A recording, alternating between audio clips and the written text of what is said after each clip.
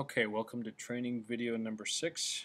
In this video we're going to look at what's in the nursing folder. So I'm going to open up the nursing folder. Nursing folder has 5 workbooks in it. We have the falls, incidents, skin integrity, unusual occurrences, and weights. We're going to look at each one of these files individually in separate videos. Right now we're going to look at falls. Open up falls. We'll start off with a white tab. White tab, remember, is always the instructions tab.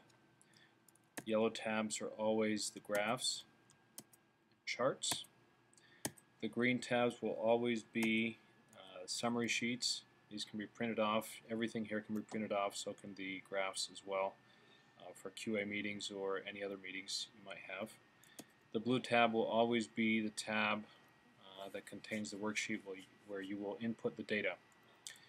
The red tab always holds the information that is found in the drop-down menus.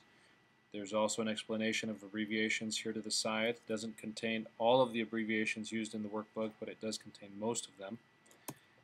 And then the admin tab, the black tab, is the tab that holds the command to delete all of the information that's in the workbook and get it ready to use for the following year.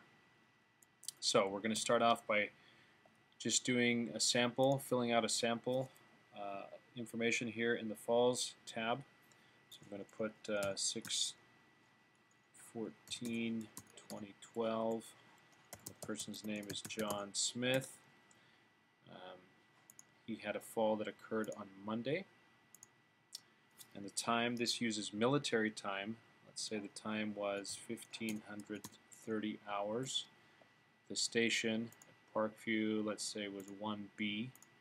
And the nurse, I don't know any of the nurses' names there, but let's say there's a nurse there by the name of Wendy Jones. The CNA was George. Let's put just the first initial, George James. What type of fall was it? Let's say it was a toileting fall. Question here is, let me go back. Here are the options. We have bed, toilet, transfer, wheelchair, walking, and other. And then the next question is whether this was supervised or unsupervised. So the choices are attended, unattended, or unknown. We're going to say that this was unattended. Next question is whether this was a new room for this individual or not. Either no, or it's a new admission, or it's a room change. In this case, let's say that this was a room change. Over here, the next question is whether there was any injury. So here are the choices. We have none. We have a minor injury, which consists of either a bruise, a skin tear, or some other minor injury. Or we have major injuries. Major injury choices are CHI, fracture, hematoma, laceration, death, or other major injury. We're going to say that this individual had a minor injury and that it was a skin tear. And then the location.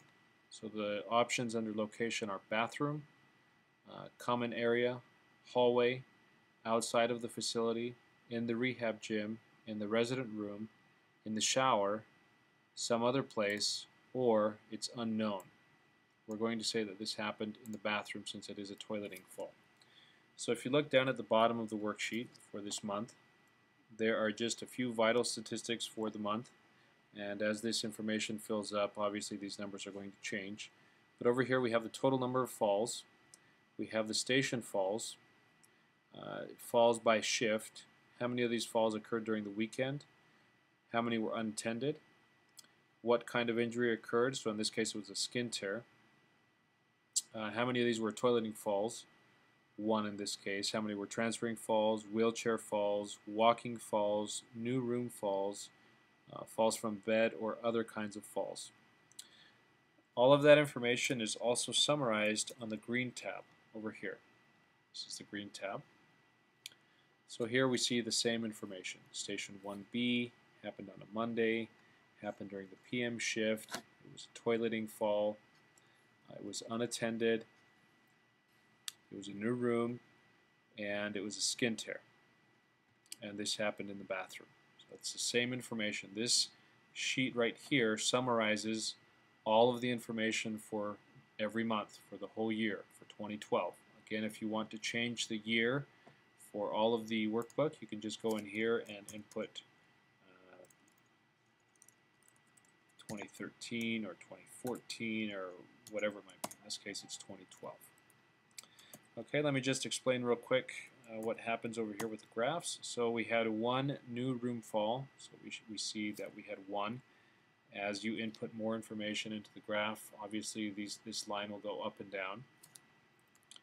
On the falls board, we see that we had one fall during the PM shift. We know that because PM, this bar is red and the PM is red. We show that we had one fall that was unattended. We know that because this color is also this color that's right here. We know that this happened on a Monday. This bar is red and the color for Monday is also red. We also know that this happened in station 1B. We know that because this is the color red and station 1B is also red. On the next graph, we show that we had one fall in the bathroom. This is also summarized down here in the data table. And this shows that this happened in that it happened while toileting. So as we have different events that are occurring in different locations, all of that information will transfer over here automatically. And lastly, we have the last graph, which is falls by injury. We show that we had one skin tear in the month of January, and we know that because this is green and this is also green. As we have more information, obviously there will be other colors there. So let me just finish up by showing you how these worksheets are structured. Over here in the upper right hand corner, you see that this says January 2012. Down below we have one for February 2012, and below that we have March 2012. So this whole side of the worksheet is the first quarter, Q1, January, February, and March. If we scroll over just a little bit, you will see that we have the month of April 2012, May 2012, and then June 2012. This is Q2.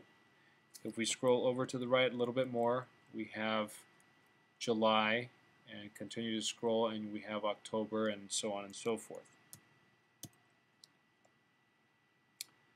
Again, all of this information, once you open up the PowerPoint, the QA Tool PowerPoint, all of this information automatically transfers over to the PowerPoint. This worksheet that's right here in this tab can be printed off and used for your QA committee meetings, weekly meetings, monthly meetings, quarterly meetings, whatever it is you have. And these graphs can also be printed off as you need them. I would suggest that before having your monthly QA meeting or your quarterly QA meeting, that these are printed off and used in preparation for the meeting. One last note is that the shift times can be changed. Right now I have the AM shift starting at 6, the PM shift starting at 2, and the NOC shift starting at 10. These times can be changed based upon the needs of the facility or the system that the facility has in place. And that's all for this video.